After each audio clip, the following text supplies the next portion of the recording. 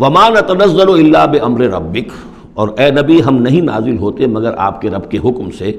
لہ ما بین ایدینا وما خلفنا وما بین ذلک وما کان ربک نسیا، اسی کے اختیار میں ہے جو کچھ ہمارے سامنے ہے اور جو کچھ ہمارے پیچھے ہے اور جو ان دونوں کے مابین ہے، اور اے نبی آپ کا رب بھولنے والا نہیں ہے۔ یہ بہت اہم مضمون ہے، اور در حقیقت ایک مضمون کا یوں سمجھیے کہ سلسلہ شروع ہو رہا ہے جس کی پہلی کڑی یہ ہے۔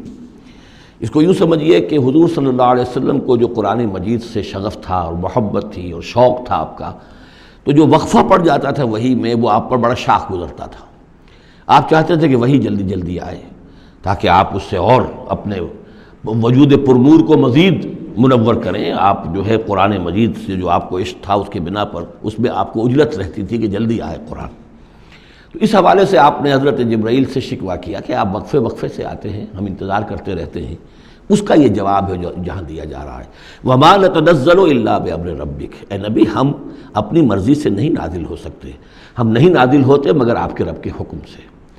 لَهُ مَا بَيْنَ أَيْدِينَا، یہ بہت ہی یعنی یوں سمجھیے کہ گہرے الفاظ ہیں۔ لَهُ مَا بَيْنَ أَيْدِينَا وَمَا خَلْفَنَا، جو ہمارے آگے ہے اس کا اختیار بھی اللہ ہی کا ہے، جو ہمارے پیچھے ہے اس کا اختیار بھی اللہ ہی کا ہے۔ وَمَا بَيْنَهُمَا وَمَا بَيْنَ ذَلِكَ، آگے اور پیچھے کے مابین کون ہے پھر؟ ہم، میں، میرا وجود، میرے آگے میرے پیچھے، اور ان دونوں کے درمیان کون ہے؟ میں گویا کہ بالکلیہ اللہ تعالیٰ کے حکم کے تابع ہوں۔ فرشتے کی یہی شان ہے کہ فرشتہ جو ہے یفعلون ما یؤمرون، جو حکم ملتا ہے، لا یعصون اللہ ما امرہم، ان کا معاملہ یہ ہے کہ جو بھی اللہ کا حکم ہے گویا کہ وہ تو اس سے سرتابی نہیں کرتے، سرے منہ اس میں فرق نہیں ڈالتے۔ وَمَا نَتَنَزَّلُ إِلَّا بِأَمْرِ رَبِّكَ، ہم نہیں اترتے یا اتر سکتے مگر آپ کے رب کے حکم سے۔ جب اسی کی مصلحت اور اسی کی مشیت ہوتی ہے وہ وحی دے کر ہمیں بھیجتا ہے۔ لَهُ مَا بَيْنَ أَيْدِينَا وَمَا خَلْفَنَا وَمَا بَيْنَ ذَلِكَ وَمَا كَانَ رَبُّكَ نَسِيًّا، اور اے نبی یہ جو کچھ تاخیر ہو جاتی کسی بھول کی وجہ سے نہیں ہے کہ اللہ کو کوئی نسیان لاحق ہو گیا ہے تو تھوڑی دیر کے لیے توجہ کہیں اور ہو گئی ہے، معاذ اللہ، تیرا رب جو ہے بھولنے والا نہیں ہے، بلکہ یہ حکمت کے تحت ہے۔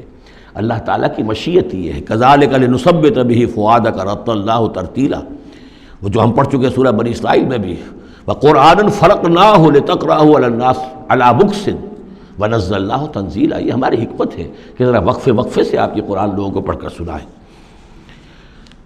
رب السماوات والارض، وہ رب ہے آسمانوں کا اور زمین کا، وما بینہما، اور جو ان دونوں کے مابین ہے، فاعبدہ، پس اسی کی بندگی اور پرستش کیجئے، واصطبر علیہ لعبادتہ، اور اس کی عبادت کے اوپر پوری طرح جمے رہیے، صبر کیجئے۔ هل تعلم له سمیہ، تو کیا تم جانتے ہو کہ اس کی سی شان کا کوئی اور ہستی ہے؟ ظاہر بات ہے جو شان اللہ کی ہے اس کی سی شان رکھنے والی کوئی اور ہستی کائنات میں موجود نہیں۔